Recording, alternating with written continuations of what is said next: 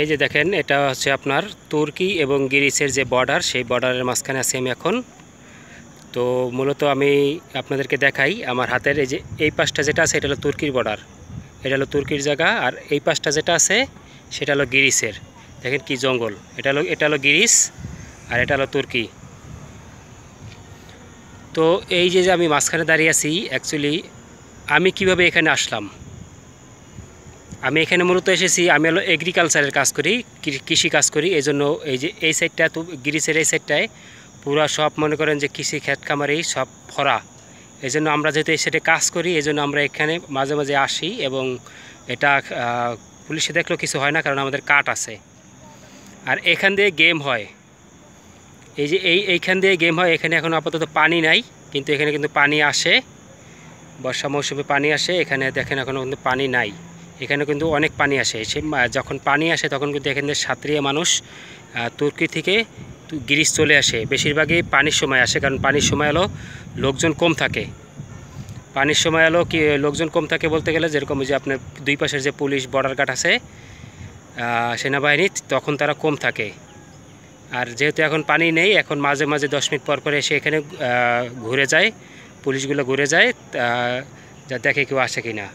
আর যখন পানি থাকে তখন সবাই এরা মনে করে যে এখান থেকে কেউ আসবে না, এখন তো পানি, তখন মনে করেন যে দিনে একবার আসে, দুইবার আসে এরকম। তো এইসব জঙ্গল পার হয়ে কিন্তু তুর্কি থেকে আপনার গ্রিসে মানুষ প্রবেশ করে। তো এখানে অ্যাকচুয়ালি ধরতে গেলে তেমন কোনো রিস্ক নাই। তেমন রিস্ক নাই বলতে কি, এখানে প্রথমত আপনাদেরকে গুলি করবে না, পুলিশে গুলি করে না। আর ধরলেও যদি আপনারা তুর্কিতে ধরা পড়েন, তাহলে তুর্কির পুলিশ আপনাকে ছেড়ে দেবে কিছুদিন পরে।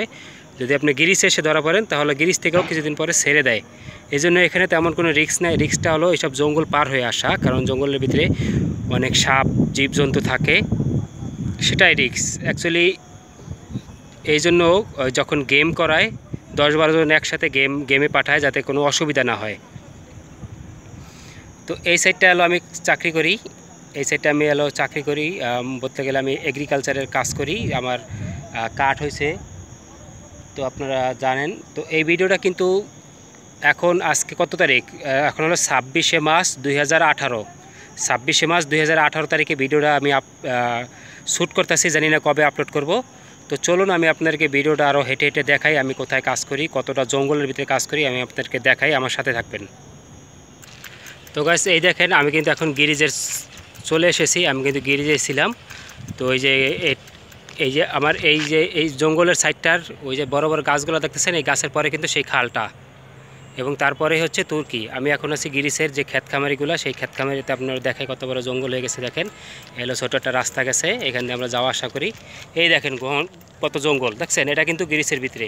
এই জঙ্গল পার হয়ে তারপরে কিন্তু আপনাদের মেন হাইওয়ে। আর আমরা এই জঙ্গলের ভিতরে যে ক্ষেত খামারি আছে, এইখানে আমরা স্ট্রবেরির এবং অন্যান্য ফলমূলের চাষবাসের যে কাজগুলো, সেই কাজগুলো করে থাকি। এখানে দেখেন বড় বড় জঙ্গল হয়ে গেছে, এগুলো হলো পরিত্যক্ত জঙ্গল। আমরা আরও সামনে যাব, আরও ভিতরে এলো আমাদের জমি, যেখানে আমরা কাজ করি। এগুলো হলো পরিত্যক্ত জমিন, এখানে এরকম কোনো কিছু চাষাবাদ হয় না, একটা জঙ্গল হয়ে গেছে। দেখেন এটাই হচ্ছে আপনার গ্রিসের যে বর্ডার জঙ্গল, সেটাই এটা।